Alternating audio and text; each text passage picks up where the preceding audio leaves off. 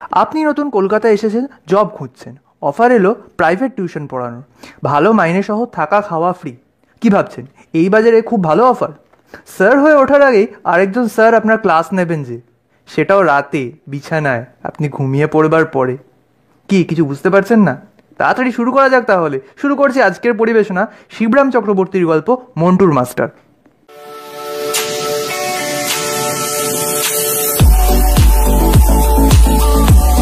BA পাশ করে বসে আছে মিহির, কি করবে কিছুই স্থির নেই। এমন সময় দৈনিক আনন্দবাজারে একটা বিজ্ঞাপন দেখল কর্মখালির। কোনো বনেদি গৃহস্থের একমাত্র পুত্রের জন্য একজন বিএ পাশ গৃহশিক্ষক চাই। আহার ও বাসস্থান দেওয়া হইবে, তাছাড়া বেতন মাসিক 30 টাকা। বিজ্ঞাপনটা পড়েই লাফিয়ে উঠল মিহির। এইরকমই একটা সুযোগ খুঁজছিল সে। থাকা খাওয়াটা অমনিই হবে, তাছাড়া 30 টাকা মাস মাস কিছু কিছু বাড়িতেও পাঠাতে পারবে। এমএটাও পড়া হবে সেই সঙ্গে। সিনেমা ফুটবল ম্যাচ দেখার মতো পকেট খরচারও অভাব হবে না। বলে রাখি 30 টাকা সেই সময়ের কিন্তু যথেষ্টই বেশি পরিমাণ টাকা, একটা এখনকার সময়ের প্রায় 1,500-2,000 টাকার মতো। একবার তার মনে হলো এই বিজ্ঞাপনটা এর আগেও যেন দেখেছে সে, ওই আনন্দবাজারেই। হ্যাঁ, প্রায়ই সে দেখেছে। গত বছরও দেখেছিল। তখনই তার ইচ্ছা হয়েছিল একটা আবেদন করে দেয়, কিন্তু তখনও সে বিএ পাশ করেনি। খুব সম্ভব ছেলেটি একটি গবাকান্ত, তাই বেতন ভারী দেখে কেউ এগোলেও ছেলে আবার তার চেয়ে ভারী দেখে পিছিয়ে পড়ে। সে কিন্তু পেছোবে না, প্রাণপণে পড়াবে ছেলেটাকে। পড়াতে গিয়ে যদি পাগল হয়ে যেতে হয় তবুও। 30 টাকা কম টাকা নয়, তার জন্য গাধা পিটিয়ে মানুষ করা আর বেশি কথা কি, মানুষ পিটিয়েও গাধা বানানো যায়। ভদ্রলোক অতগুলো টাকা কি মাগনা দিচ্ছেন নাকি? বিকেলেই মিহির সেই ঠিকানায় গেল। বিয়ের সার্টিফিকেটটা সঙ্গেই নিয়ে গেছিল, কিন্তু ভদ্রলোক তা দেখতেও চাইলেন না, কেবল মিহিরকে পর্যবেক্ষণ করলেন আপাদমস্তক। মিহিরই যেন মিহিরের সার্টিফিকেট। মিহির খুশি হলো এতে। অবশেষে ভদ্রলোক বললেন, তোমার জামাটা একবার খোলো তো বাপু। মিহির ইতস্তত করে, জামা খুলতে হবে কেন? বুঝতে পারে না সে। আপত্তি আছে তোমার? না না। মিহির জামাটা খুলে ফেলে। 30 টাকার জন্য জামা খোলা কেন? যদি জামাই হতে হয় তাতেও রাজি। তুমি এক্সারসাইজ করো? এক আধটু। বেশ বেশ। ভদ্রলোক একটু চিন্তান্বিত দেখা যায়। মিহির ভাবে এক্সারসাইজ করার অপরাধে চাকরিটা খোয়ালো না তো?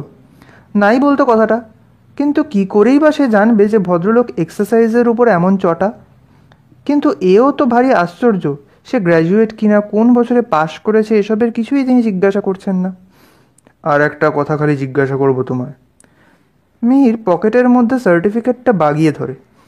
এইবার বোধ হয় সেই প্রশ্নটা আসবে, আর সে উত্তর দিয়ে চমৎকৃত করে দেবে যে বিয়েতে সে ফার্স্ট ক্লাস উইথ ডিস্টিংশন পেয়েছে। ভদ্রলোক মিহিরকে আর একবার ভালো করে দেখে নিয়ে বললেন, তোমার শরীরটা নেহাত মন্দ নয়। ওজন কত তোমার? ওজন আকাশ থেকে পড়ে মিহির। অবশেষে কিনা এই প্রশ্ন। তা প্রায় 2 মণের কাছাকাছি। বেশ বেশ, কিছুদিন টিকতে পারবে তুমি, আশা হয়। কি বলিস মন্টু, তোর ও মাস্টারমশাই কিছুদিন টিকে যাবে কি মনে হয় তোর? মিহিরের ছাত্র কাছেই দাঁড়িয়েছিল। সে সায় দিল, হ্যাঁ বাবা, এ মাস্টারমশাইয়ের গায়ে অনেক রক্ত আছে। ভদ্রলোক অবশেষে তার রায় প্রকাশ করলেন, কিছুদিন টেকা আসার কথা, বেশ কিছুদিন টেকাটাই হলো আশঙ্কার। যাক, সবই শ্রী ভগবানের হাত। মন্টু বাধা দিল, ভগবানের হাত নয় বাবা, শ্রী ছাড়। চুপ, কথার ওপর কথা কোষ কেন? কিছু বুদ্ধিশুদ্ধি হলো না তোর? হ্যাঁ দেখো বাবু, পড়াশোনার সঙ্গে এটিকেটও একে শেখাতে হবে। পিতা মাতা গুরুজনদের কথার উপর কথা বলা, অতিরিক্ত হাসা, এই সব মহৎ দোষ সারাতে হবে এর। বেশ, আজকে থেকেই ভর্তি হলে তুমি। 30 টাকায় বেতন হলো, মাসের 1 তারিখেই মাইনে পাবে, কিন্তু একটা শর্ত আছে। পুরো 1 মাস না পড়ালে, এমনকি একদিন কম হলেও 1 টাকাও পাবে না তুমি। 5 দিন 10 দিন পড়িয়ে অনেক প্রাইভেট টিউটর ছেড়ে চলে গেছে। সেরকম হলে আমি বেতন দিতে পারি না, সে কথা আমি আগেই বলে রাখছি। মন্টু বলল, একজন কেবল বাবা 29 দিন পর্যন্ত ছিলেন, আর একটা দিন যদি কোনো রকমে থাকতে পারতেন, কিন্তু কিছুতেই পারলেন না। থাম, তা তোমার জিনিসপত্র সব নিয়ে এসো গে। আজ সন্ধ্যা থেকেই ওকে পড়াবে। মন্টু, যা মাস্টারমশাইয়ের ঘরটা দেখিয়ে দে, আর ছোট্টুরামকে বলে দে বেতন নিবারকে মাস্টারমশাইয়ের বিছানা পেড়ে দিতে। আগাগোড়াই অদ্ভুত ঠেকছিল মিহিরের, কিন্তু 30 টাকা, একসঙ্গে 30 টাকা মাসের 1 তারিখে পাওয়াটাও কম বিস্ময়ের নয়। চিরকাল মাস গেলে টাকা দিয়েই সে এসেছে, কলেজের টাকা, মেসের টাকা, খবরের কাগজওয়ালার টাকা। এই প্রথম সে মাস গেলে নিজে টাকা পাবে। এই অনির্বচনীয় বিস্ময়ের প্রত্যাশায় ছোটোখাটো বিস্ময়গুলো সে গা থেকে ঝেড়ে ফেলল। সন্ধ্যার আগেই সে জিনিসপত্র নিয়ে ফিরল। বেশ ঘরখানি দিয়েছে তাকে, ভারী পছন্দ হলো তার। এমন সাজানো গোছানো ঘরে এর আগে থাকেনি কখনো। একধারে একটা ড্রেসিং টেবিল, পুরনো হোক বেশ পরিষ্কার। একটা ছোট বুককেসও আছে, তার বইগুলি সাজিয়ে রাখলো তাতে। আর একধারে পড়াশোনার টেবিল, তার দুধারে দুটো চেয়ার। বুঝলো এই ঘরেই পড়াতে হবে মন্টুকে। সবচেয়ে সে চমৎকৃত হলো নিজের বিছানাটা দেখে। ঘরের একপাশে একখানা খাট, তাতেই তার শোবার বিছানা। চমৎকার গদি দেওয়া, তার উপরে তোষক, তার উপরে ধপধপ করছে সদ্য পাট ভাঙা বোম্বাই চাদর। ভারী ভদ্রলোক এরা। না, কেবল ভদ্র বললে এদের অপমান করা হয়, যথার্থই এরা মহৎ লোক। সত্যিই খাটে শোবার কল্পনা তার ছিল না। জীবনে কখনো সে গদি মোড়া খাটে শোয়নি। আনন্দের আতিশয্যে সে তখনই একবার গড়িয়ে নিল বিছানায়। আহ, কি নরম! আজ খুব আরামে ঘুমানো যাবে। খেয়ে দিয়ে সে তো এসেছি, আজ আর কোনো কাজ নেই, এমনকি মন্টুকে পড়ানোও না। আজ খালি ঘুম, তোফা একটা ঘুম, বেলা 8টা পর্যন্ত। মন্টু এলো বইপত্র নিয়ে। মিহির প্রস্তাব করলো, এসো খাটে বসেই পড়াই। না স্যার, আমিও খাটে বসবো না। মিহির বিস্মিত হলো। কেন এমন খাট? আপনি মাস্টার মশাই, গুরুজন, আপনার বিছানায় কি পা ঠেকাতে আছে আমার? বাবা বারণ করেছে। ও তাই, তাহলে চলো চেয়ারেই বসি গে। ক্ষুণ্ণ মনে সে চেয়ারে গিয়ে বসলো। কিন্তু যাই বলো, বেশ বিছানাটি তোমাদের, ভারী নরম, বেশ আরাম হবে ঘুমিয়ে। দেখি তোমার বই। বিনস, বিনস মানে জানো? মন্টু ঘাড় নাড়িয়ে, তার মানে সে জানে না। বিনস মানে বরবটি। বরবটি একরকম সবজি, তরকারি হয়, আমরা খাই। বিনস দিয়ে একটা সেন্টেন্স করো দেখি, পারবে? মন্টু ঘাড় নেড়ে জানায়, হ্যাঁ। তারপর অনেক ভেবে বলে, আই হ্যাড বিন দেয়ার। মিহির অত্যন্ত অবাক হয়, এ আবার কি? এতক্ষণে সে বুঝতে পারলো কেন সব মাস্টার পালিয়ে যায়। গবাকান্ত বলে গবাকান্ত। মরিয়া হয়ে সে জিজ্ঞাসা করে, তার মানে ও কি হলো? মন্টুও কম বিস্মিত হয় না। তার মানে তো খুব সোজা স্যার, আপনি বুঝতে পারছেন না? সেখানে আমার বরবটি ছিল, আই হ্যাড বিন দেয়ার। আমার ছিল বরবটি সেখানে, সেইটা ঘুরিয়ে ভালো বাংলায় হবে সেখানে আমার। থামো থামো, আর ব্যাখ্যা করে বোঝাতে হবে না তোমাকে। আই হ্যাড বিন দেয়ার মানে আমি সেখানে ছিলাম। মন্টু আকাশ থেকে পড়ে। তবে যে আপনি বললেন বিন মানে বরবটি, তাহলে আমি সেখানে বরবটি ছিলাম বলুন। মিহির সন্দেহ প্রকাশ করে, খুব সম্ভব তাই ছিলে তুমি।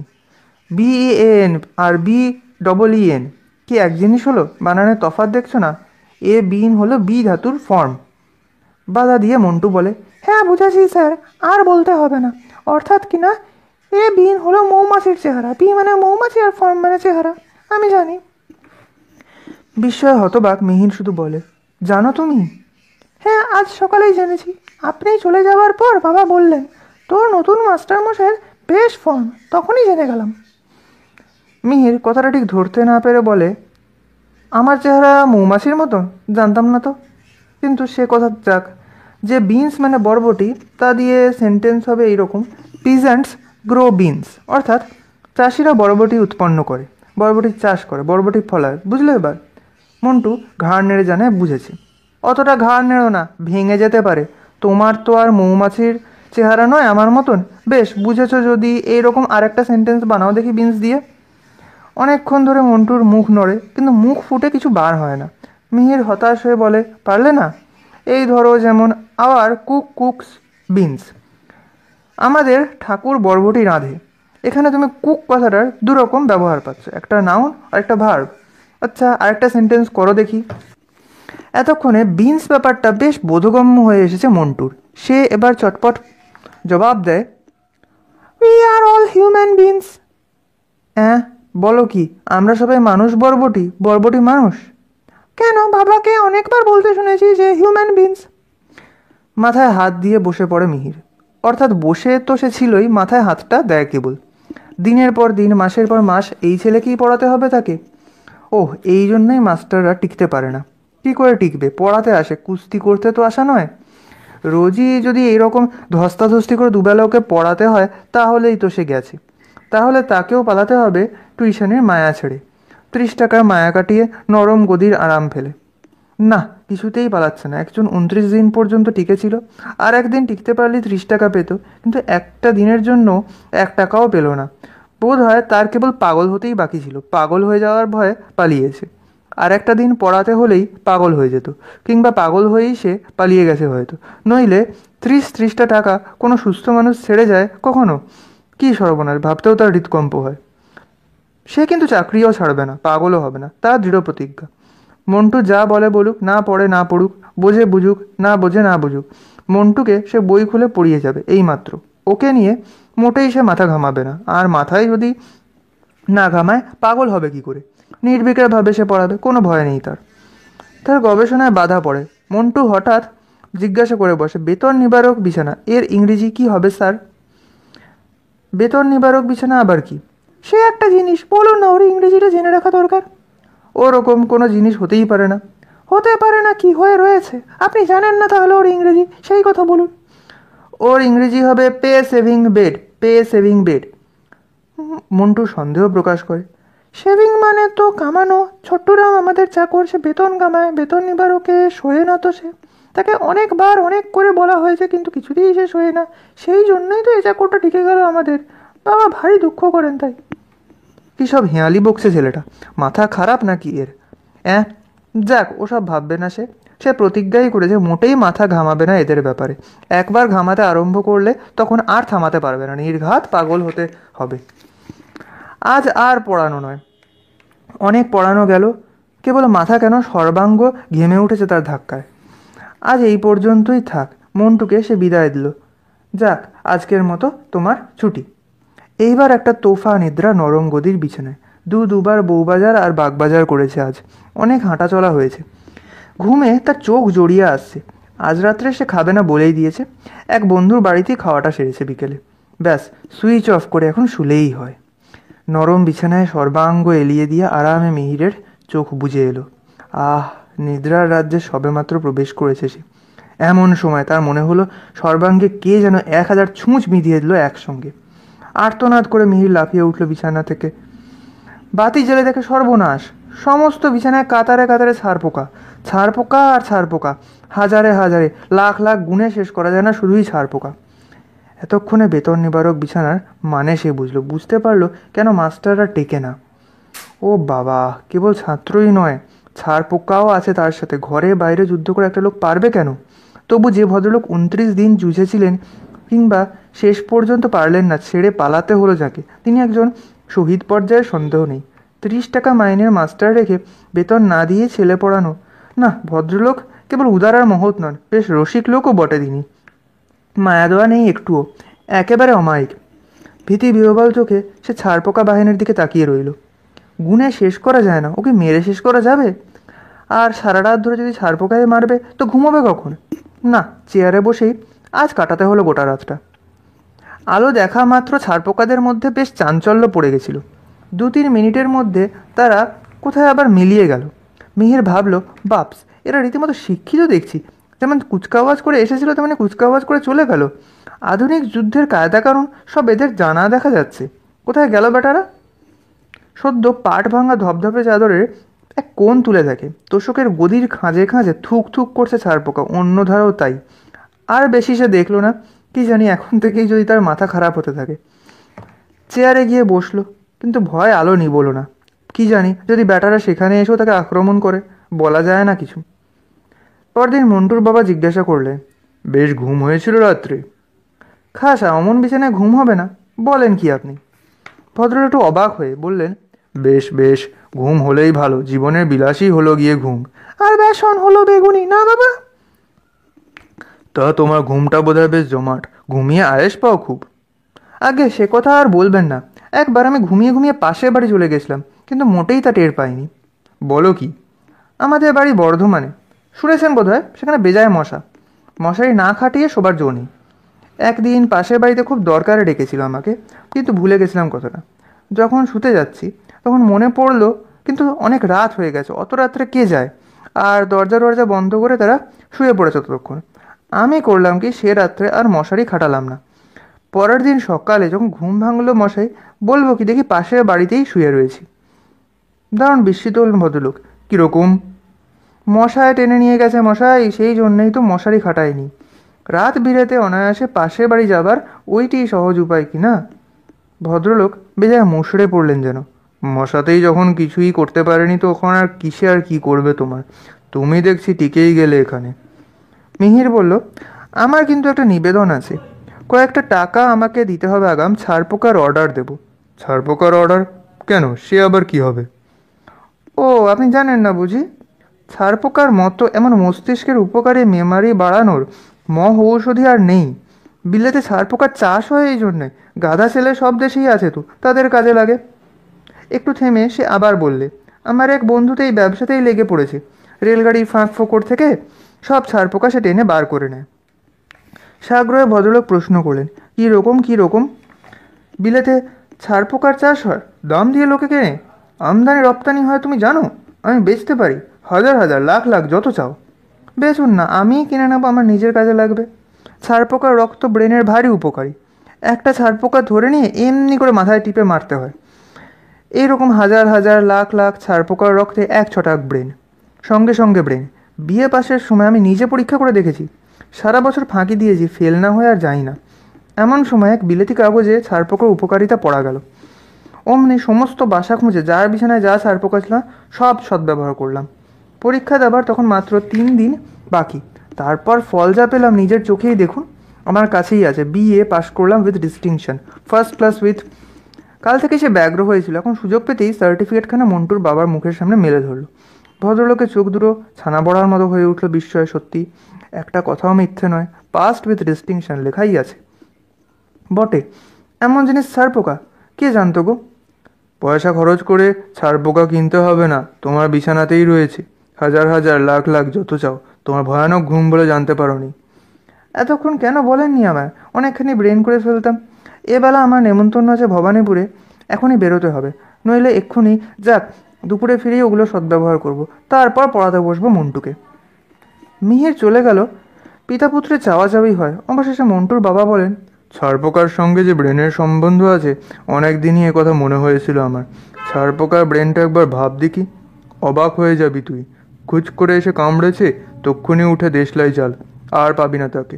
কোথায় যে পালিয়েছে তার পাত্তা নেই। মানুষ যে দেশলাই আবিষ্কার করেছে এ পর্যন্ত ওদের জানা। এটা কি কম ব্রেন? আর এই ব্রেন তো ওদের ওই রক্তেই, কেননা মাথা তো নেই ওদের গায়েই ওদের সব ব্রেন। ঠিক বলেছে মিহির। তুই কি বলিস মন্টু? হ্যাঁ বাবা। তারপর ছারপোকার সঙ্গে শিক্ষার সম্বন্ধও কম নয়। ছারপোকা বিস্তারের সাথে সাথে শিক্ষার বিস্তার বাড়ে। ট্রামে, বাসে, সিনেমায় যেমন ছারপোকা বেড়েছে, তেমনি হু হু করে খবরের কাগজে কাটতিও বেড়ে গেছে। এই সেদিন বায়োস্কোপে আমাদের সামনেই 4.5 আনার সিটে একটা কুলি বসেছিল, তোর মনে পড়ে না মন্টু? হ্যাঁ বাবা। সে তো লেখাপড়া কিছুই জানে না। 2 মিনিট না বসতে 2 পয়সা খরচা করে একটা আনন্দবাজার কিনে আনলো সে। এ তো শিক্ষা বিস্তার হলো নাকি? মন্টু, কি বলিস তুই? হ্যাঁ বাবা। চল তবে এক কাজ করি গে, তোর মাস্টারমশাই ফেরার আগে আমরাই ছারপোকাগুলোর সদ্ব্যবহার করে ফেলি। ব্রেন তো তোরও দরকার আর আমারও। মেমারিটাও দিন দিন কেমন যেন কমে আসছে। সেদিন শ্যামবাবুকে মনে হলো গোবর্ধনবাবু, আর গোবর্ধনবাবুকে মনে হলো হারাধন কান্ত। এ তো ভালো কথা নয় রে মন্টু, কি বলিস তুই? হ্যাঁ বাবা। সন্ধ্যের পরে ফিরল মিহির। কাল সারা রাত ঘুম নেই। তারপর আজ সমস্ত দিন বন্ধুদের আড্ডায় তাস পিঠে এতই ক্লান্ত হয়েছে যে ঘুমাতে পারলে বাঁচে। আজ আলো জ্বালিয়েই শোবে। আলো দেখে যদি না আসে ব্যাটারা, এখন নম নম করে মন্টুকে খানিকক্ষণ পড়াতে পারলেই ছুটি। মন্টু বই নিয়ে আসতেই গোটা ঘরটা একটা বিশ্রী দুর্গন্ধ ছড়িয়ে পড়ে। নতুন ধরনের এসেন্স টেসেন্স মেখেছো নাকি কিছু? ভারী গন্ধ আসছে তোমার গা থেকে, মিহির জিজ্ঞাসা করে। কেন স্যার, মাথার থেকে। কিসের গন্ধ? বেজায় খোঁজবাই দিচ্ছে। ছারপোকার। আপনি চলে যাবার পর বাবা আর আমি দুজনে মিলেই বেতন নিবারকের যত ছারপোকা ছিল সব শেষ করেছি। ছোট্টরামকেও বলা হয়েছিল, কিন্তু সে বেটা মোটেই ব্রেন চায় না। বলে যে বিরান সে কে কাম, আর একটাও ছারপোকা নেই আপনার বিছানায়, হি হি হি। হ্যাঁ, সিংহনাদ করে মিহির চেয়ার ছেড়ে লাফিয়ে উঠে বিছানায় গিয়ে পড়ে ছটান চিৎপটাং। মন্টু তো হতভম্ব। দারুণ সেই চিৎকার শুনে মন্টুর বাবা ছুটে আসেন। কি হয়েছে রে মন্টু, কি হলো? ছারপোকা নেই শুনে মাস্টারমশাই অজ্ঞান হয়ে গেছে। তা তুই বলতে গেলি কেন? বারণ করলাম না তোকে? অতগুলি ছারপোকার ব্রেনের শোক। আমি কি করে জানবো যে উনি অমন করবেন? আমি কিছু বলিনি। উনি কি করে গন্ধ পেলেন উনিই জানেন। মুখে জল ছিটলে জ্ঞান হয় শুনেছি। সেটাও বাবা। অজ্ঞান অবস্থাতেই মিহিরের গলা থেকে বের হয়, হুম। মন্টুর বাবা বললেন, কাজ নেই, জ্ঞান হলে যদি কামড়া যায় রে। ওই দেখ বিড়বিড়ি করছে। মিহির তার শোক সামলে উঠল পরদিন 8:30টায়, ষাঁড়ের মতো সারা রাত এক নাগাড়ে নাক ডাকাবার পর।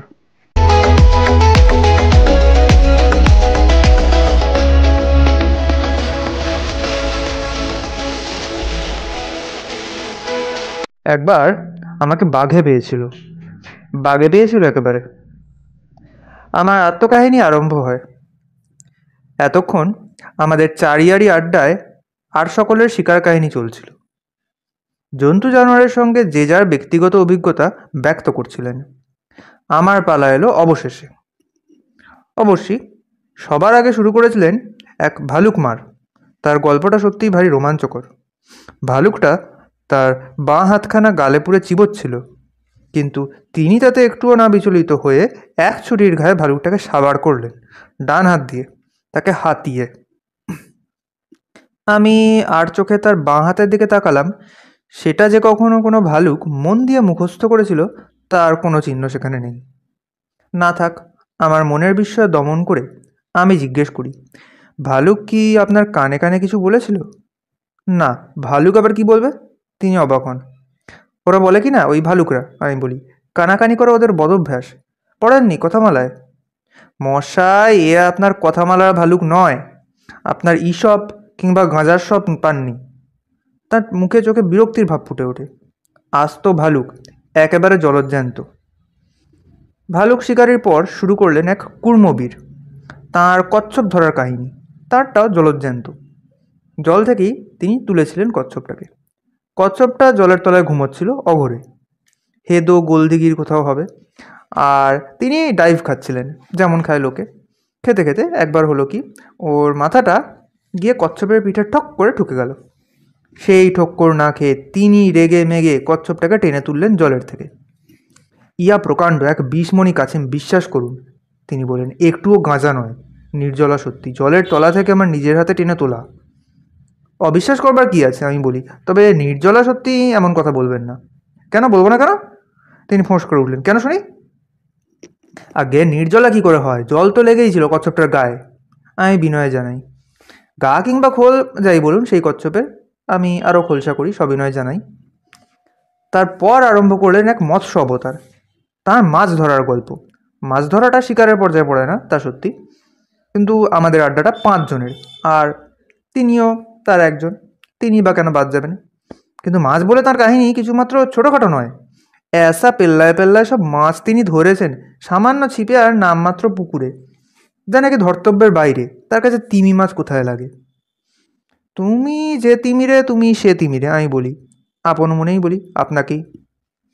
মাছরা যতই তার চার খেতে লাগলো, তার শোনাবার চার বাড়তে লাগলো ততই। তার কি, তিনি তো মাছ ধরতে লাগলেন আর ধরে খেতে লাগলেন, আচ্ছা। কেবল তার মাছের কাঁটাগুলো আমাদের গলায় খচখচ করতে লাগলো। তার ফিসফিসিনি ফিনিশ হলে আমরা বাঁচলাম। কিন্তু হাঁপ ছাড়তে না ছাড়তেই শুরু হলো এক গন্ডার বাজের। মারি তো গন্ডার কথায় বলে থাকে। তিনি এক গন্ডার দিয়ে শুধু গন্ডারটাকেই নয়, আমাদেরও মারলেন। তাকে বাদ দিয়ে আমরাও এক গন্ডার কম ছিলাম না।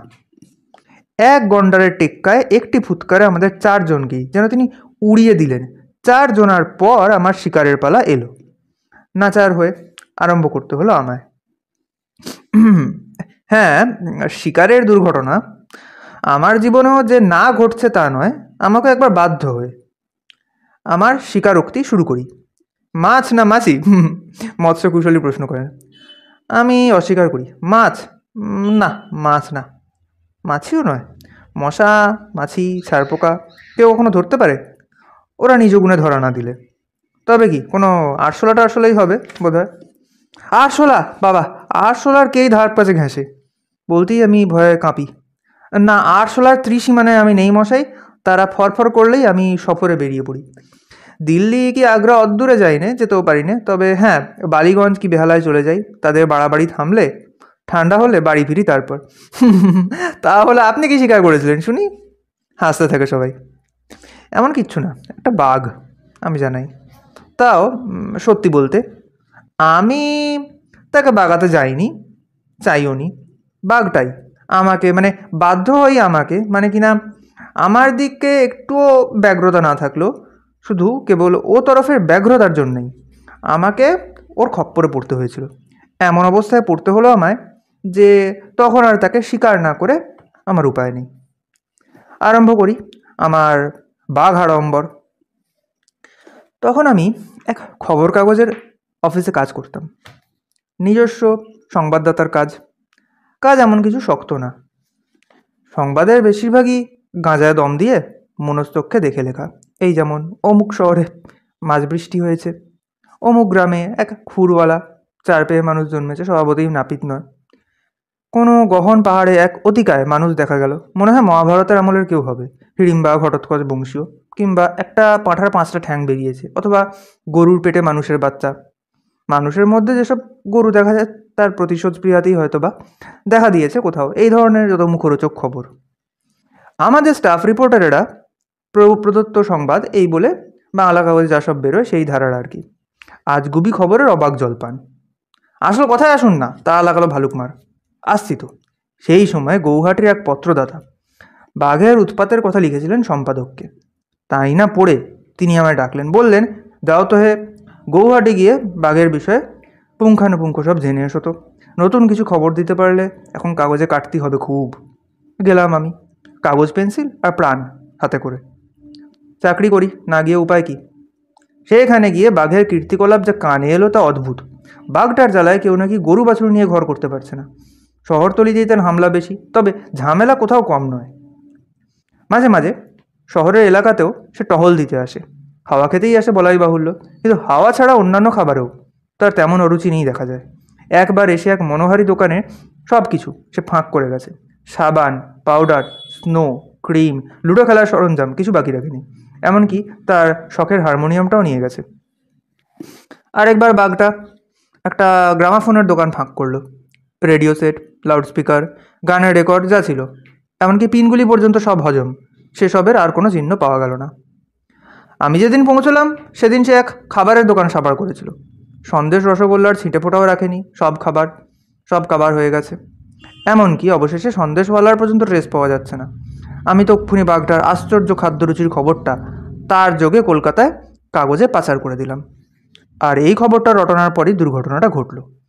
চিড়িয়াখানার কর্তা লিখলেন আমাকে, আমি বা গৌহাটির কেউ যদি অদ্ভুত বাঘটাকে হাতে নাতে ধরতে পারি, একটুও হতাহত না করে, আর আস্ত বাঘটাকে পাকড়াও করে প্যাক করে পাঠাতে পারি, তাহলে তারা প্রচুর মূল্য আর পুরস্কার দিয়ে নিতে প্রস্তুত আছেন। আর হ্যাঁ, পুরস্কারের অঙ্কটা সত্যিই লোভজনক। বাঘটা যতই আতঙ্কজনক হোক না, যদিও হতাহত না করে এবং না হয়ে খালি হাতাহাতি করেই বাঘটাকে হাতানো যাবে কি না সেটাই হলো সমস্যা। খবরটা ছড়িয়ে পড়লো চারদিকে। গৌহাটির বড় বড় বাঘ শিকারীরা উঠে পড়ে লাগলেন বাঘটাকে পাকড়াতে।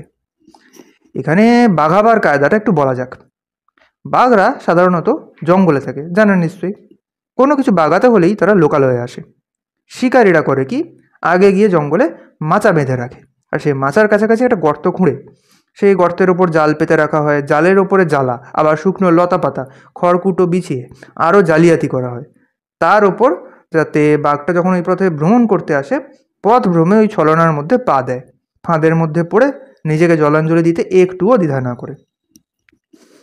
অবশ্যই বাঘ নিজ গুণে ধরা না পড়লে, নিজের দোষে ওই প্যাঁচে পা না দিলে অক্ষত তাকে ধরা একটু মুশকিলই বই কি। তখন সেই জঙ্গল ঘেরাও করে দলকে দল দারুণ হইচই বাঁধায়।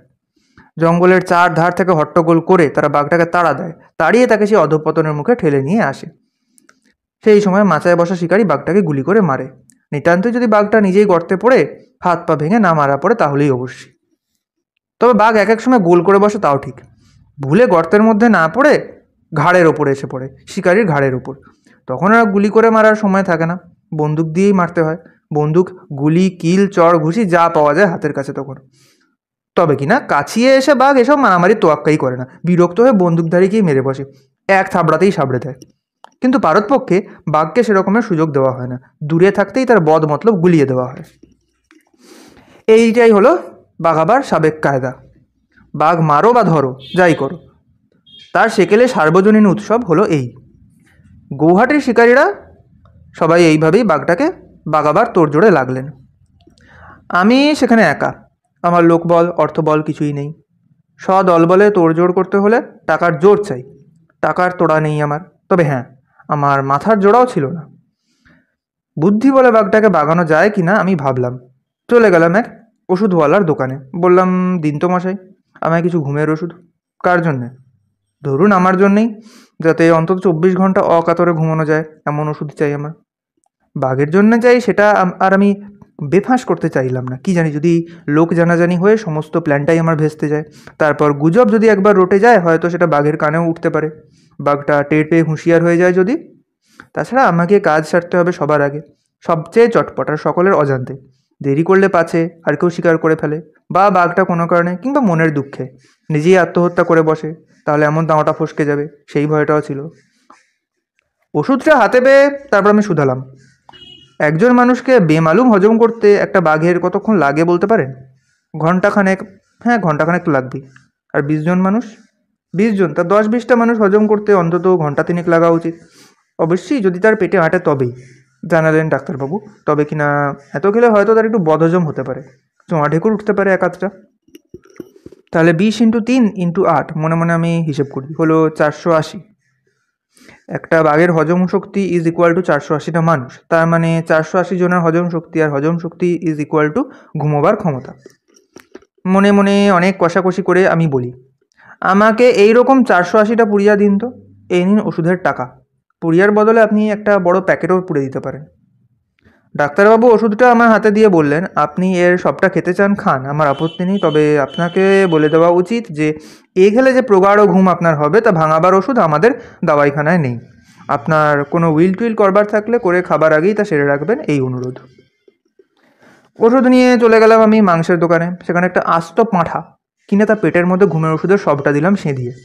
তারপরে পাঁঠাটিকে নিয়ে জঙ্গল আর শহরতলির সঙ্গমস্থলে গেলাম। নদীর ধারে জল খাবার জায়গায় রেখে দিয়ে এলাম পাঁঠাটাকে। জল খেতে এসে জল খাবার পেলে বাঘটা কি আর না খাবে?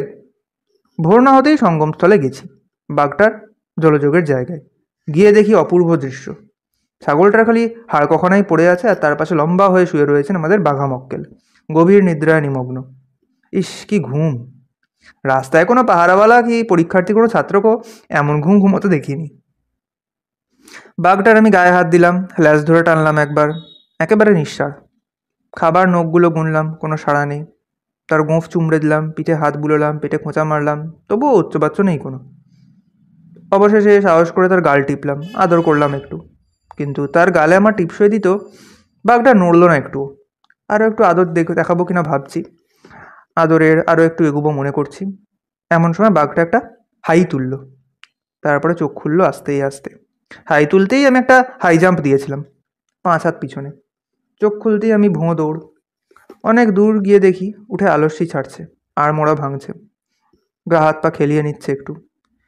ডন বৈঠক হয়তো সেটা ওই রকমের কিছু একটা হতে পারে, কি যে তা শুধু ব্যায়াম বেড়েই বলতে পারেন। তারপর ডন বৈঠক ভেজে বাঘটা চারধারে তাকালো। তখন আমি বহুত দূরে গিয়ে পড়েছি, কিন্তু গেলে কি হবে, বাঘটা আমার তাক পেল ঠিক, আর আমিও তাকিয়ে দেখলাম তার চাউনি। অত দূর থেকেও দেখতে পেলাম, আকাশের বিদ্যুৎ ঝলক যেমন দেখা যায়, অনেক দূর থেকেও সেই দৃষ্টি, সে কটাক্ষ ভুলবার নয়। বাঘটা গুড়ি গুড়ি এগুতে লাগলো আমার দিকে। আমারও দৌড় বেড়ে গেল আরও আরও। গুড়ি গুড়ি থেকে ক্রমে তুড়ি লাফ বাঘটার, আর আমি প্রতি মুহূর্তে তখন হাতুড়ি ঘা টের পাচ্ছি আমার বুকে। বাঘটাও আসছে, আমিও ছুটছি বাঁচবার আশায়, ছুটছি প্রাণপণ। বলতে বলতে আমি থামলাম, দম নিতেই থামলাম একটু। তারপর তারপর তারপর আড্ডার 4 জনের সহজ প্রশ্ন। বাঘের সম্মুখে পড়ে বিকল অবস্থায় আমি যাই, কিন্তু তাদের মার্জনা নেই, তারা দম দিতে ছাড়ছেন না। ছুটতে ছুটতে আমি এসে পড়েছি এক খাদের সামনে, অতল গভীর খাদ। তার মধ্যে পড়লে আর রক্ষে নেই। 7 তলার ছাদ থেকে পড়লে যা হয় তাই, একদম ছাতু। পিছনে বাঘ, সামনে খাদ, কোথায় পালাই, কোন দিকে যাই? দারুণ সমস্যা। এধারে খাদ, ওধারে বাঘ, ওধারে আমি খাদ্য, আর এধারে আমি বরবাদ। কি করি কি করি কি যে করি! ভাবতে ভাবতে বাঘটা আমার ঘাড়ের উপর এসে পড়লো। হ্যাঁ বলে আমি হাঁফ ছাড়লাম। এতক্ষণে ছুটোছুটির পর কাহিল হয়ে পড়েছিলাম। তারপর তারপর কি হলো? কি আবার হবে, যা হবার তাই হলো, আমি বললাম। এরকম অবস্থায় যা হয়ে থাকে, আমার গপ্প শেষ হলো সেইখানেই। কি করলো বাঘটা? তবু তারা নাছড় বান্ধা। বাঘটা? আমি দীর্ঘ নিঃশ্বাস ফেললাম। কি আর করবে? বাঘটা আমায় গিলে ফেললো গপ করে।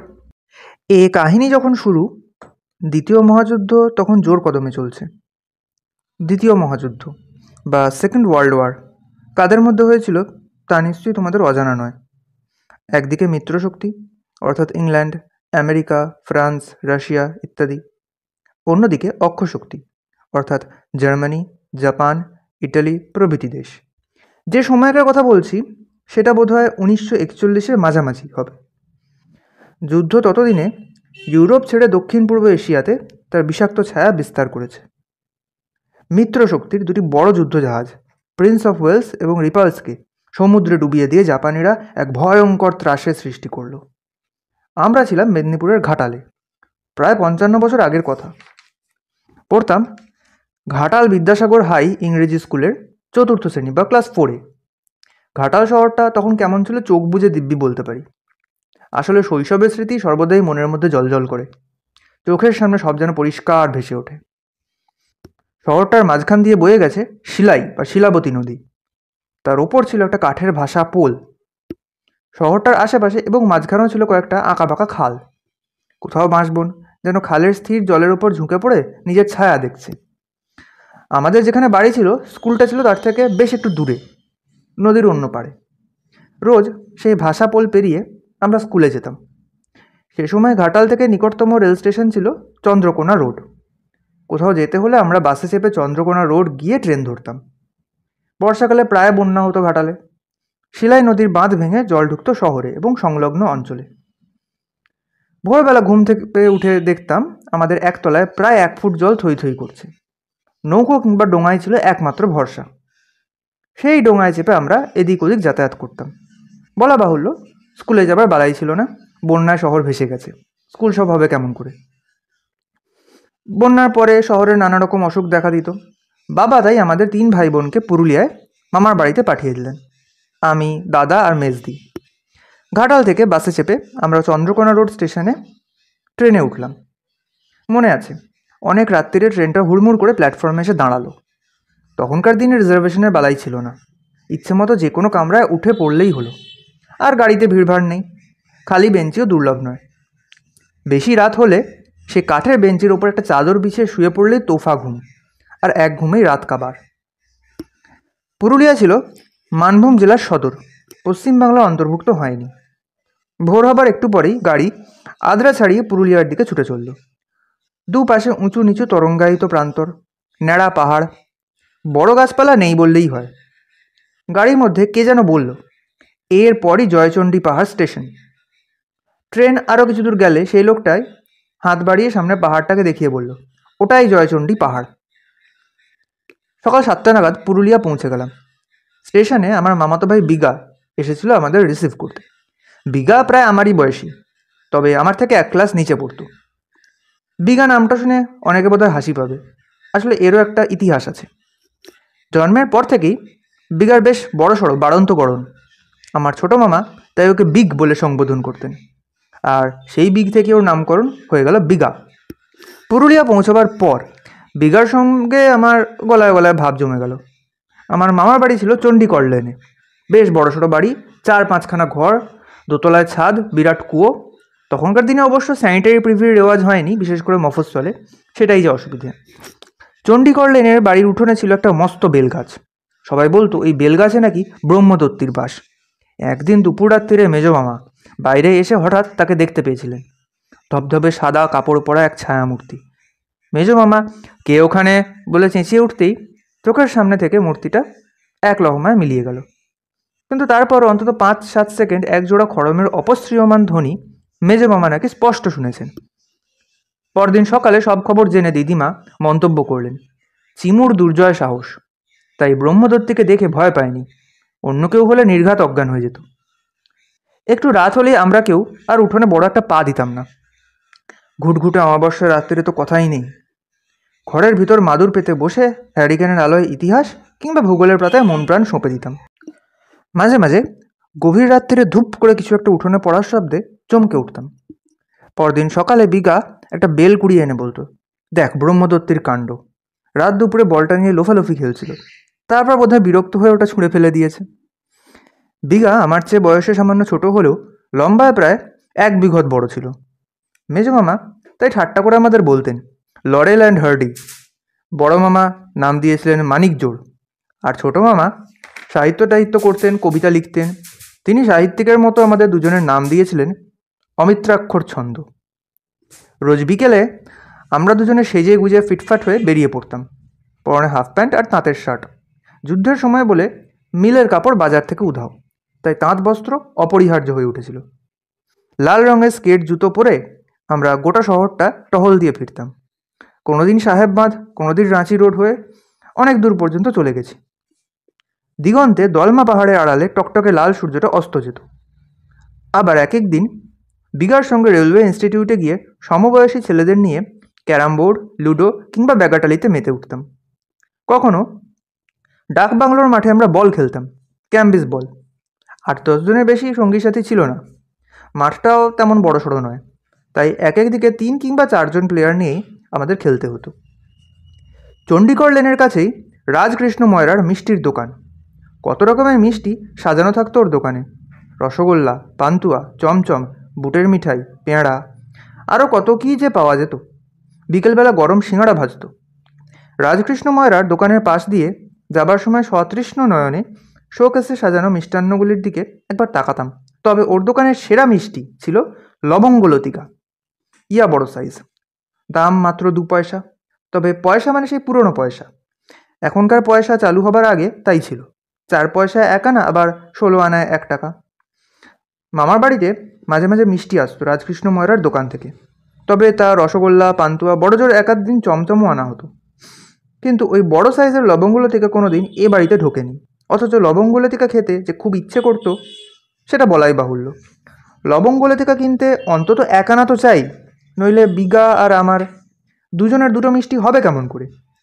তখনকার দিনে ছেলেদের হাতে পয়সা কড়ি দেওয়ার রেওয়াজ ছিল না। বেশি আবদার করলে লজেন্স কিনতে মা বড় জোর একটা পয়সা দিত। কিন্তু একটা গোটা আনি পাওয়া অসম্ভব ব্যাপার। স্বপ্নে দেখা এক সুন্দর দেশের ছবির মতো সেটা কল্পনাতেই রয়ে গিয়েছিল।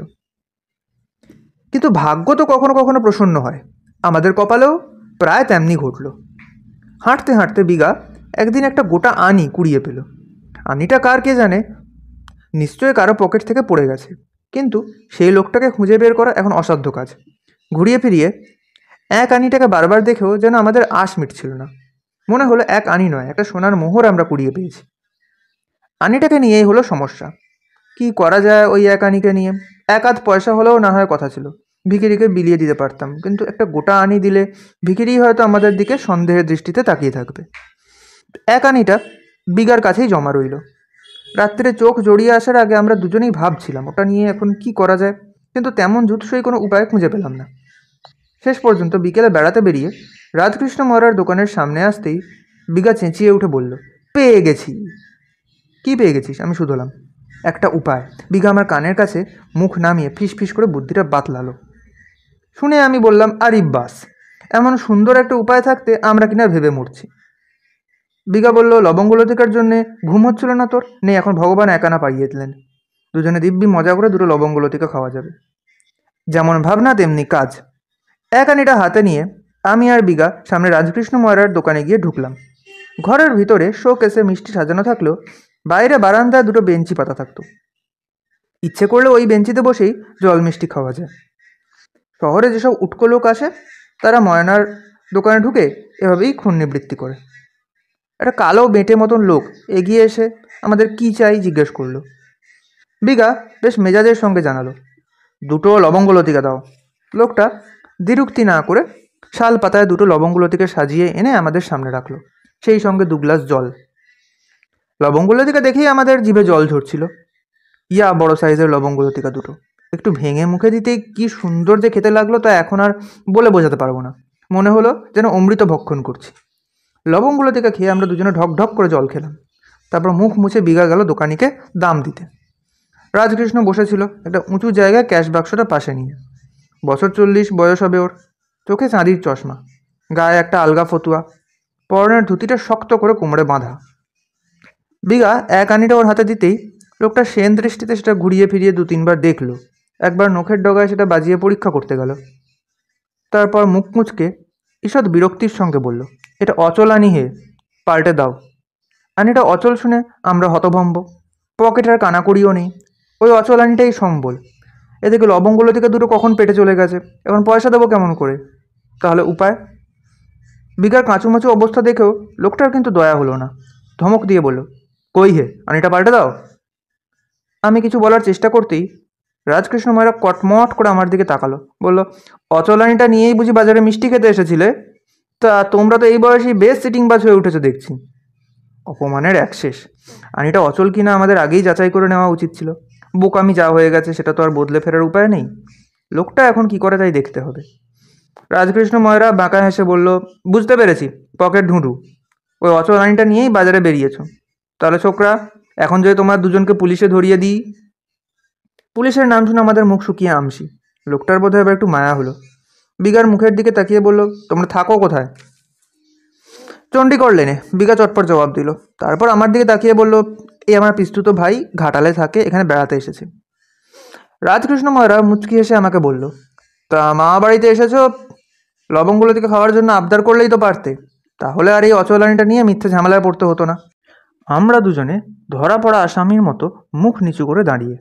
একবার ভাবলাম দোকান থেকে ছুটে পালিয়ে যায়, কিন্তু তারপর মনে হলো ওই কালো বেঁটে লোকটা যদি আমাদের পিছু পিছু দৌড়তে শুরু করে, তাহলে নির্ঘাত আমাদের দুজনের চুলের মুঠি ধরে টানতে টানতে দোকানে নিয়ে আসবে, তারপর পুলিশের হাতে তুলে দিতে আদৌ বিলম্ব করবে না। রাজকৃষ্ণ ময়রা বিঘাকে জিজ্ঞেস করলেন, চণ্ডীগড় লেনে কোথায় থাকো তোমরা? বাবার নাম কি? বিঘা একটা ঢোক গিলে বলল, গলির শেষ দিকে আমাদের বাড়ি। আমার বাবার নাম গোপাল মুখার্জি, রেলের গার্ড। রাজকৃষ্ণ ময়রা বোধহয় বড় মামাকে চিনতে পারলো। এক মুহূর্ত ভেবে বলল, ঠিক আছে, তোমরা যাও। দোকানের লোক গিয়ে অচলানিটা ফেরত দিয়ে তোমার বাবার কাছ থেকে পয়সা চেয়ে আনবে। শুনে বিঘার মুখখানা আরও করুণ হয়ে উঠল। দোকানে অচলানি চালাতে গিয়েছিল জানলে বড় মামা ওকে আর আস্ত রাখবেন না। একটা 82 শিক্ষার চড় কষিয়ে কৃতকর্মের জন্য অনুশোচনা করতে বলবেন। রাজকৃষ্ণ ময়রার মুখের দিকে তাকিয়ে বিঘা মিনতি করে বলল, ইয়ে মানে বাড়িতে লোক পাঠাবেন না? খুব তাড়াতাড়ি আমি এসে আপনাকে একানা দিয়ে যাব। রাজকৃষ্ণ ময়রা মুচকি হেসে বলল, বাড়িতে লোক গেলে মারধর খাবার ভয় আছে, তাই না? বিঘা বলল, বিশ্বাস করুন, যত তাড়াতাড়ি পারি একানা আপনাকে দিয়ে যাব। রাজকৃষ্ণ ময়রা মাথা নেড়ে বলল, আচ্ছা আচ্ছা, সে দেখা যাবে, তোমরা এখন যেতে পারো, বলেই অচলানিটা ক্যাশ বাক্সের মধ্যে ঢুকিয়ে রাখলো।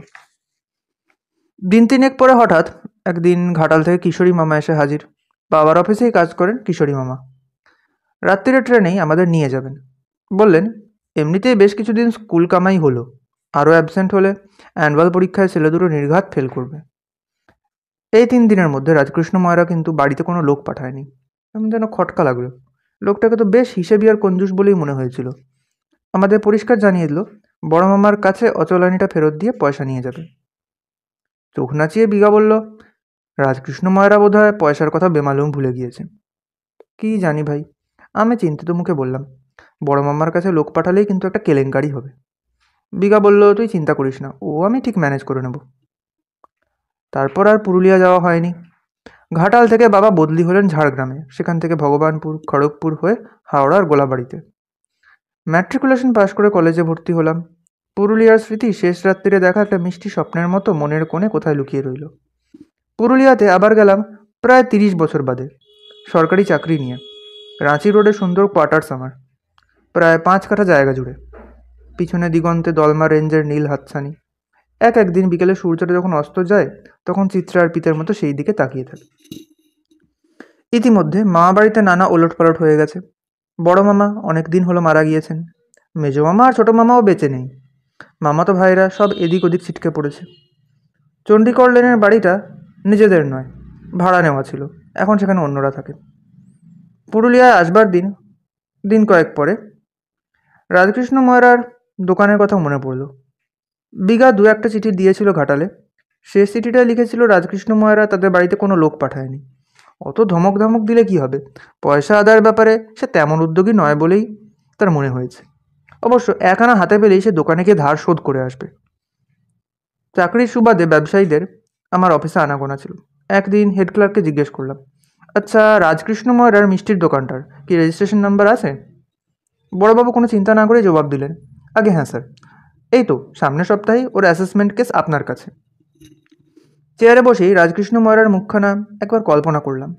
আচ্ছা, এতদিন বাদে সে কি আমায় চিনতে পারবে? এখন যদিও জানতে পারে।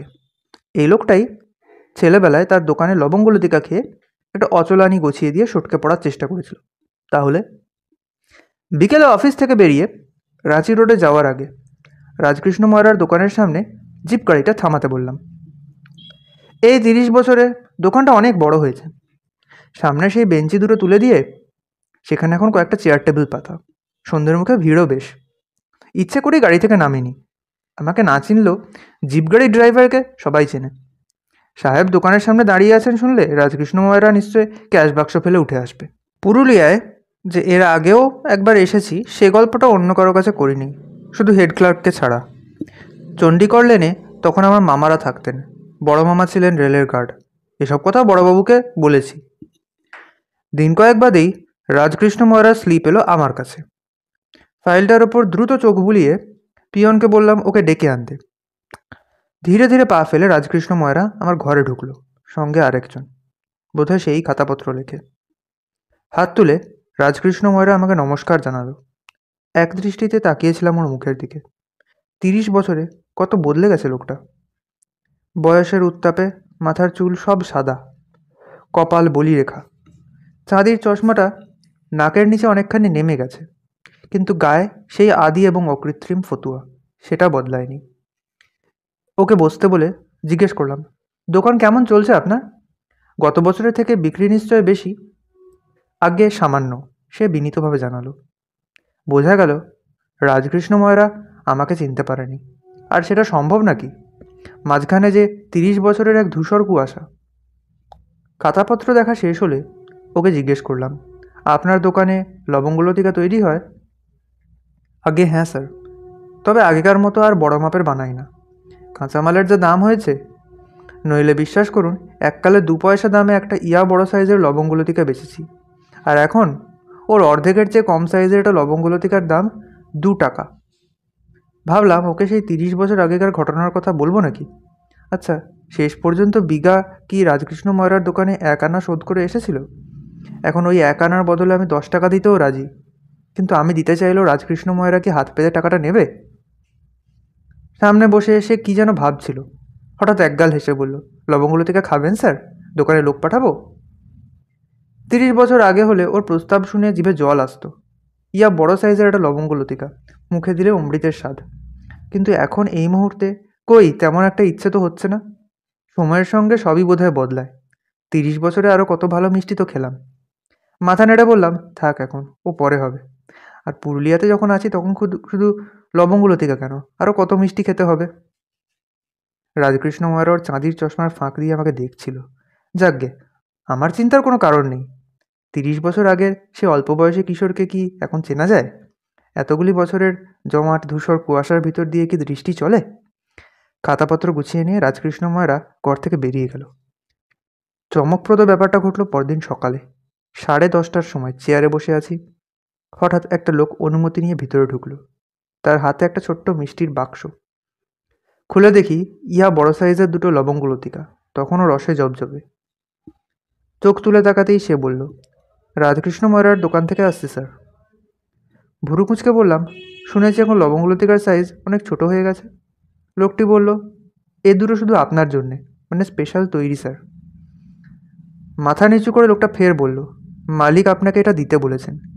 খুব কুণ্ঠিতভাবে কি যেন সে এগিয়ে দিল আমার দিকে। হাত বাড়িয়ে নিলাম সেটা। দেখলাম কাগজে মোড়া একটা শক্ত মতন বস্তু। কৌতূহল না চাপতে পেরে কাগজটা খুলতেই আমি হতভম্ব। কি আশ্চর্য, এত দিন ধরে এটা সযত্নে রাখা ছিল রাজকৃষ্ণ ময়রার ক্যাশ বাক্সে। ভুরু তুলে তাকাতেই দেখলাম লোকটা কখন নিঃশব্দে বেরিয়ে গেছে। আমার সামনে বাক্সের ভিতর রসে জবজবে ইয়া বড় সাইজের 2টো লবঙ্গলতিকা, আর হাতের মুঠোয় 30 বছর আগে সেই অচল মুদ্রা। কাকতাড়ুয়া বলে একটা কথা তোমরা শুনেছ। ব্যাপারটা যে আসলে কি গ্রামের ছেলেরা জানো, শহরের ছেলেমেয়েরা জানো কি? কাক বা অন্য পাখি এসে পাকা ধান খাবে বা উঠোনের মাচা থেকে পাকা কুমড়োটা ঠোকরাবে, এরকম হয়েই থাকে। তাই গ্রামের লোকজন একটা মাটির হাঁড়ির পেছনে ভুসো কালি মাখায়, তারও চোখ মুখ আঁকে, সেটা বাঁশে ঢুকিয়ে একটা ছেঁড়া জামা বাঁশে গলিয়ে হাঁড়ির মুখে বেঁধে ধান খেতে ঘরের চালে বা উঠোনে বাঁশটা পুঁতে রাখে। পাখি দেখলে ভাববে, ও বাবা, এই আবার কি? দাদু তাড়ুয়া বলে কোনো শব্দ তোমরা কেউ শোনোনি, এটা দাদু তাড়ুয়ার গল্প। গরমের ছুটি হয়েছে, রাজাদের বাড়িতে একটা পোস্ট কার্ড পৌঁছলো, রাজার বাবাকে লেখা। গোপাল দাদু লিখছেন, এবছর কিছু আগেই যাব মনে করছি, 3রা পৌঁছে যাব। মুজফ্ফরপুরে গরমটা খুব বেশি পড়েছে। পুরো গরমটা আরামে কাটিয়ে একেবারে আষাঢ়ে পুরীতে রথ দেখে ফেরার ইচ্ছে। চিঠিটা দেখেই রাজার হাড় পিত্তি চলে গেল। একে তো দার্জিলিং যেতে পারেনি বলে ওর মেজাজ বেশ খারাপ। মা আর বাবা ছোট বোন পাখিকে নিয়ে গেছেন। কী ব্যাপার না, জামাইবাবু বদলি হয়ে যাচ্ছেন। রাজাকে কেন নিয়ে যাননি? না, ছেলের যে স্কুল খুললে পরীক্ষা। এমন যাচ্ছে তাই স্কুলে একমাত্র ছেলেকে ভর্তি করো কেন বাপু, যেখানে সপ্তাহে সপ্তাহে পরীক্ষা? বেশ, রেখে গেছো তো দিনুদার জিম্মায়। রাজাকে দিয়ে গেছো 15 দিনের হাত খরচ সাকুল্যে 10টা টাকা। দিনুদাকে তো ভালোই ক্যাশ দিয়ে গেছো। সে সবসময় রাজাকে দুধ নিয়ে তাড়া করছে। তাছাড়া সকালে মাস্টার, দুপুরে মাস্টার। রাজা নিরুদ্দেশ হবে বলেই ভাবছিল। প্রাণের বন্ধু রানাও রাজি, বিশেষ করে ওদের গুরু ভীমেশ্বরদা যখন নিরুদ্দেশ হবে বলে সবই ঠিক করেছে। ভীমদা অবশ্য ওদের বোঝাচ্ছে অনেক। আমার মনে ব্যথা লেগেছে, আমি যাচ্ছি, তোরা যাবি কোন দুঃখে? এত ব্যথা লাগলো যে নিরুদ্দেশ হবে? ওরে গাধার দল, থিয়েটারে নামার আগে নিরুদ্দেশ না হলে এই হতভাগা ক্লাব আমার মর্যাদা বুঝবে না। শুধু নিরুদ্দেশ হব না, গ্যাং ফিট করে দিয়ে যাব। 4টে করে ছেলে প্রতি সিনে বিড়াল ডাকবে, বের করে দেবে। আরও 4টে ঢুকবে, বের করে দেবে। বাইরে দাঁড়িয়ে হল্লা করবে, তারা বাবা ও পাড়ার ছেলে, এই পাড়ার ন্যাকা ন্যাকা ভদ্র ভদ্র ছেলে নয়। থিয়েটার পণ্ড করবে? করবো না, কথা বললে 3টে সুর বেরোয় মানছি। তা আমার তো ছিল বৃদ্ধ অশরীরী মহিমবাবুর পাঠ, স্টেজে ঘুরবো। এক ক্রিমিনাল দেখতে পাবে, আর কেউ দেখতে পাবে না। শেষে ভয়ের চোটে বাপধনকে খুন করেছি বলতেই হবে। হ্যাঁ, চমৎকার পাঠ ছিল। আমার কীরকম একটা সুযোগ গেল বলতে পারিস? ওহ, ফিল্মে ফিট হয়ে যেত। সিনেমায় নয় তো কি, রাজুদা, সুভাষদা, তোরা অবশ্য নাম শুনিসনি, সবে পরিচালক হচ্ছে। ওদের ডেকেছিলাম, ওরা দেখলে ছি ছি, আমার ইজ্জত গেল। কেন? না, ওই যে পলাশের দাদু কবে যাত্রা করতো না কি করতো, যেহেতু সে 1000 টাকা চাঁদা দিচ্ছে, ওকেই ওই পাঠ দিতে হবে। অবিচার, অবিচার। তুমি না থাকলে আমরা কি দুঃখ পাবো না? মানে এত দুঃখ পাবি যে নিরুদ্দেশও হবি? নিশ্চয়ই। ওহ, তোদের মতো ছেলে। কোথায় যাবে? সব ফিট করে রেখেছি। মেশোর ভেড়ি আছে রাজাতলায়, 7 দিন থাকবো, সেঁটে মাছ খাবো। তারপর কাগজে বাবা ফিরে আয় দেখে তবে ফিরব। মেশোর ভেড়ির বড় বড় মাছ আর মাসির হাতের খাসা রান্নার কথা রাজারা অনেক শুনেছে। ভীমদা বলেছে, ওই চাকরির পরীক্ষা দিয়ে ফেল করে করে বাবার বিষ চোখে পড়েছি, আর দিচ্ছি না, এবার ভেড়িতেই লেগে যাব। না, বাবা দোকানে বসতে দেবে না, বলে তোর মাথায় চর্বি। আমার দুঃখ কি একটা রে, তোমার মাসি জানিয়ে দেবে না? না না, সেসব আমি দেখব। তা চল, তোরাও যখন চাইছিস। এর মধ্যে গোপাল দাদুর চিঠি। মায়ের জ্যাঠাইমার মাস্তুতো কাকা কেমন করে রাজার দাদু হবেন তা রাজা বোঝেই না। দাদু তো সম্পর্কে হয় না, ব্যবহারে হয়। মায়ের সম্পর্কে এমন দাদু রাজার আরও কয়েকজন আছেন, তারা কি ভালো, এসে থাকলেও ভালো লাগে। তাদের এমন গুল্পসাগর নেই। গোপাল দাদু আসবেন শুধু হাতে, যতদিন থাকবেন নো টেলিভিশন। যখন তখন প্রত্যয় সমাস অব্যয় জিজ্ঞেস করবেন, খেলার সময় বেঁধে দেবেন। আর কি গুল্প, কি গুল্প! যেমন, ইস, ট্রেনে উঠে মনে হলো বাগানের খাসা ল্যাংড়া আম 1 ঝুড়ি আনবো। বা না, পরের বার পুকুরের মাছ তোদের খাওয়াবই, একেবারে টাটকা তরতাজা, স্বাদই আলাদা। আনো না যখন গুল্প কেন বাপু? দিব্যি তো বাগানের ফল, পুকুরের মাছ বিক্রি করো, মস্ত বাড়িও বানিয়েছ। সব শুনেছে রাজা। গোপাল দাদুর আরেক ভাইয়ের কাছে। এতেও কি নিস্তার আছে? বলবেন, আমরা, বুঝলে রাজা, আজ হয়তো ছড়িয়ে আছি, কিন্তু গ্রামের সূত্রে টান আমাদের শিকড়ে। সুতরাং প্রতিটি রবিবার নষ্ট। আজ ওর সঙ্গে যাও বাদুর বাগানের ভাইয়ের কাছে, অন্যদিন যাও চন্দননগরে কাকার কাছে। রাজা একদিন বলেছিল, মা, তোমাদের গ্রামের লোকরা সবাই এত দূরে দূরে থাকেন কেন? যার যেখানে বাড়ি। গোপাল দাদু অমনি ফ্যাচর ফ্যাচর হেসে বললেন, বুঝলি খুকি, আমাকে নিয়ে যেতে হয় তো বিরক্ত হয়, গ্রামেরটা ও কি বুঝবে। গ্রামের কথা বললেই রাজার মা মুচ্ছ যান, আহা সেই পুজো পার্বণ, আহা সেই পায়েস পিঠে। গোপাল দাদু বলেন, আমি তো জানি কলকাতায় থেকে থেকে ওর চরিত্রই গড়ে উঠছে না। আমি সেই জন্যই ওকে নিয়ে আমাদের মতো হতে হবে, বুঝলে রাজা? সেই মুজফ্ফরপুরে, সেই আমি আর ক্ষুদিরাম। ও, ওর যখন ফাঁসি হলো, গান বেঁধেছিল কে জানো? This old Gopal Dutta. বাবা গোপাল দাদুকে অত পছন্দ করেন বলে রাজার মনে হয় না, কিন্তু তা নিয়ে কিছু বলার উপায় নেই মায়ের কাছে। কি আর জ্বালাতন করেন বাপু, তুমি যখন আপিসে যাও উনি পার্কে হাঁটেন। হ্যাঁ, অতগুলো লুচির পর না হাঁটলে। যাও, তুমি যখন ফেরো তখন উনি রাজাকে পড়াতে বসেন। যাকগে, ছেলে মেয়েদের পড়া নষ্ট না হলেই আমি বাঁচি। রাজার মা সহাস্য মুখে বলেন, ভাগ্যে দুটো ঘর আরও করেছিলে। রাজার ঠাকুরদা ঠাকুমা মারা যাবার পর আমার তো, আমি বাপু লোকজন ভালোবাসি। ওর কি কেউ নেই? ও মা, জানো না, ওর সব অঙ্ক কষা থাকে, 5 বছর এর কাছে যাব, 5 বছর ওর কাছে। আমার তো ভাবলেই কান্না পায় যে 2 বছর বাদে উনি আর আসবেন না। খবর যা পাবো একেবারে শেষ খবর। না না, ভেবো না, তোমাদের আত্মীয় স্বজন কম তো না।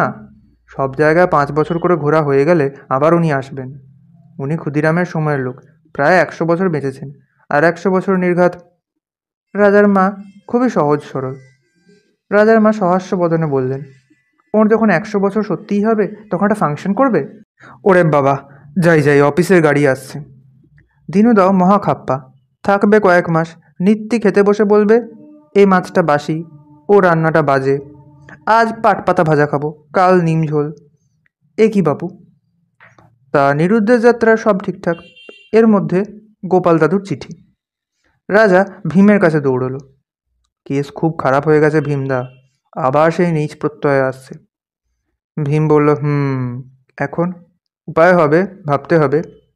বিকেলে দিনুদাকে মাংসের কাবাব বানাতে বলিস, তোদের বাড়িতে বসেই প্ল্যানটা বলবো। রাজা দিনুদার পায়ে পড়ে গেল, বাবার বন্ধুরা এলে হরদম ভাজো, আমি একটা দিন বলছি। দিনুদা বলল, ঠিক আছে। ভয়ানক বিপদ যে। কি বিপদ? গোপাল দাদু আসছেন, রথ অবধি থাকবেন। দিনুদা কি বুঝলো সেই জানে, কিন্তু বিকেলে কাবাব, ঘুগনি, কফি সব ঠিকঠাক সাজিয়ে দিয়ে বলল, আমি গিয়ে একটা পুজো দিয়ে আসি, হে মা শেতলা, বুড়োর মন থেকে এ বাড়ির ঠিকানাটা ভুলিয়ে দাও। ভীম বলল, হ্যাঁ হ্যাঁ যাও, ঠাকুর দেবতার ইচ্ছেতেও অনেক সময় কাজ হয়। রাজাকে বলল, এখন প্ল্যান যা করেছি মাস্টার প্ল্যান, দিনুদাকেও দলে নিতে হবে। কী প্ল্যান? ভীম মুচকি হেসে বলল, বলবো রে বলবো।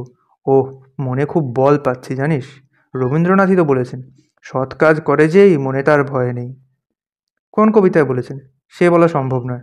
একটা লোক যদি কয়েক হাজার পদ্য লেখে তাহলে, এই যে গোয়ালারা দুধে জল মেশায়, ওরা কি ভয় পায়? পায় না। কেননা ওরা জানে খাঁটি দুধ যতজনকে দিতে পারতো, জল মিশিয়ে তার ডবল লোককে দিতে পারছে। রানা বলল, আচ্ছা রাজা, মুজফ্ফরপুরে সত্যিই কি ওর? রাজা বলল, সব সত্যি, অন্য দাদুরাও বলেছেন। আর বাবার অফিসের কে যেন বলছিল, গোপাল দত্ত নামকরা কৃপণ আর বেজায় ধনী। নেভার আম কিংবা লিচু, নেভার।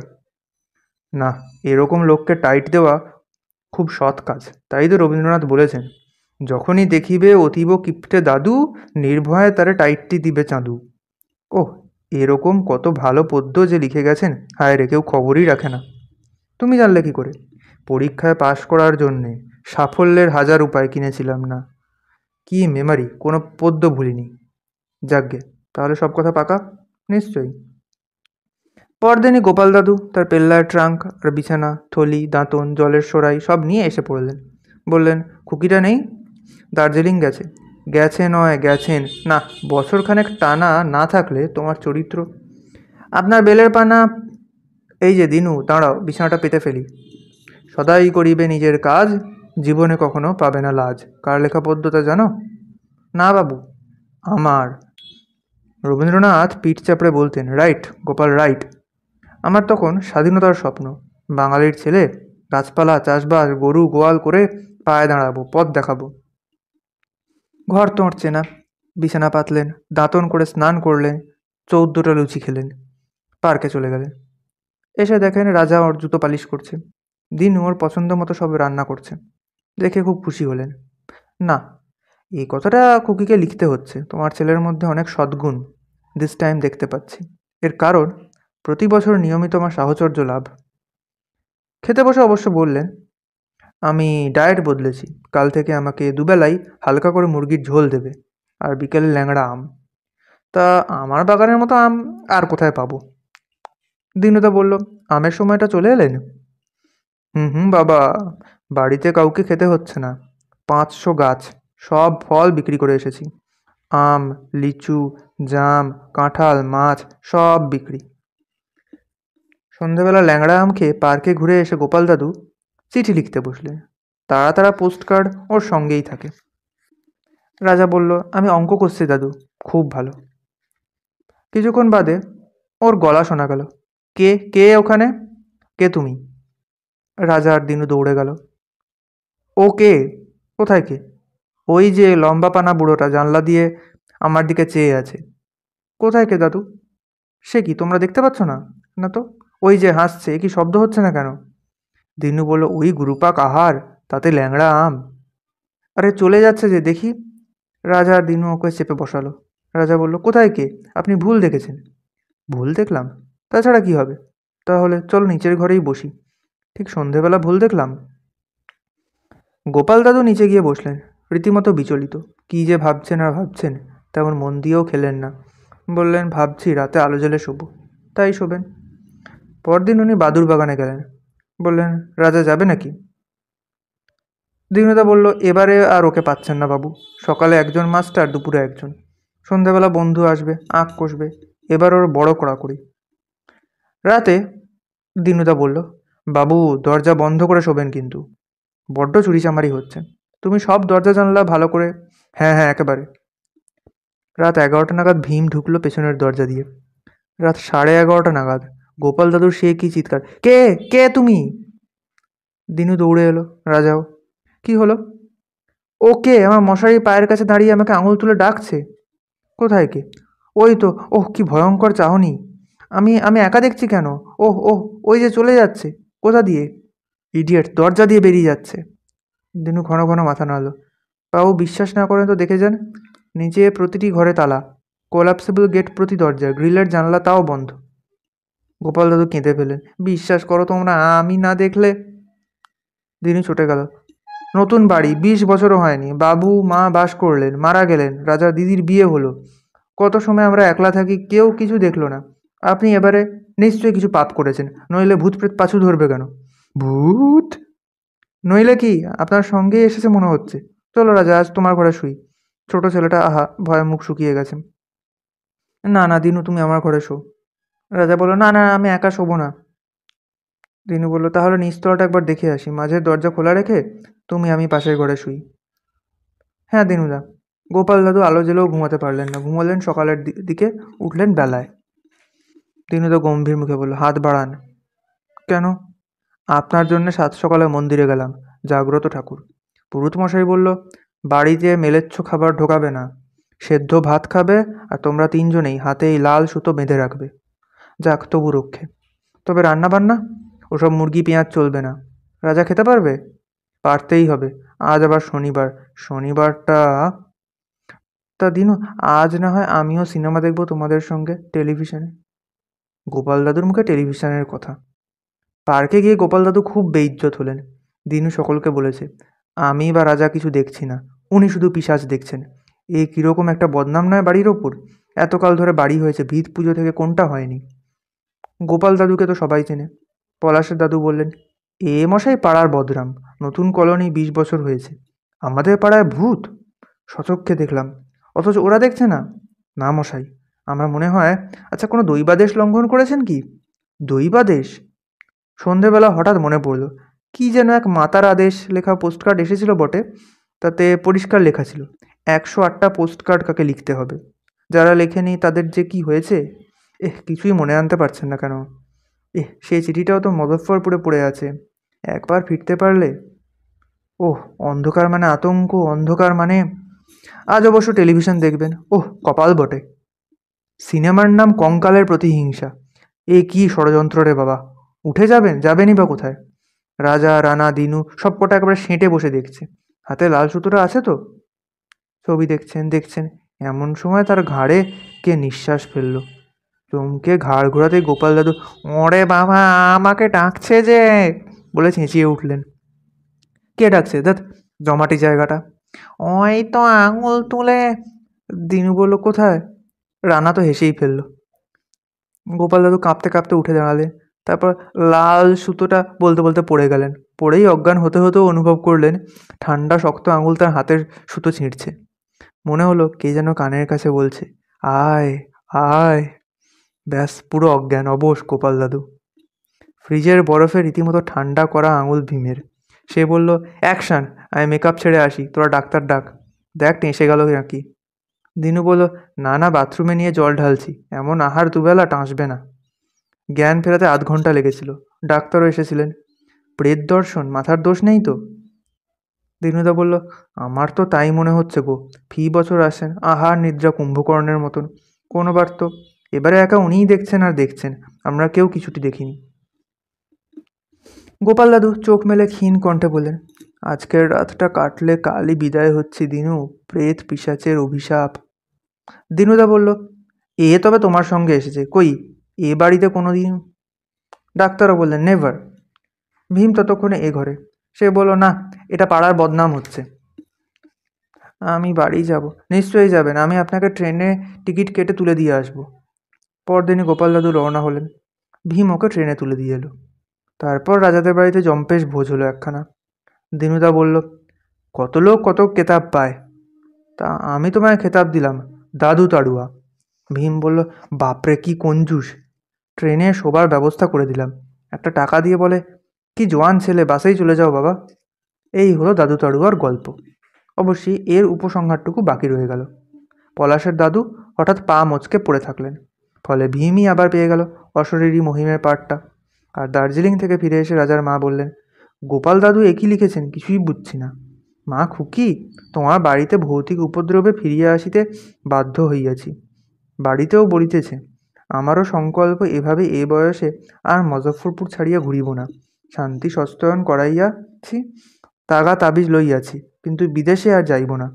যাহা হোক, তুমি অবিলম্বে তান্ত্রিক ডাকাইয়া গৃহশোধন করাইবে, অন্যথা করিও না। দিনুদা বলল, ওনার মাথার দোষ হয়েছে বৌমা, নইলে ঘরে আমি, রাজা, রানা সবাই, একা উনি দেখছে, আমরা কেউ দেখলাম না। রাজার মা ভীতু মানুষ, তিনি বললেন, যা হোক একটা কিছু করতে হয়। দিনুদা বলল, মোটেই না, পাড়ার সবাই ছ্যাঁ ছ্যাঁ করবে। এ বাড়ি কেন, এ পাড়ায় কোনো ভূত প্রেত নেই। থিয়েটারটা সবাই দেখেছিল। দেখে রাজার বাবা কি বুঝলেন কে জানে।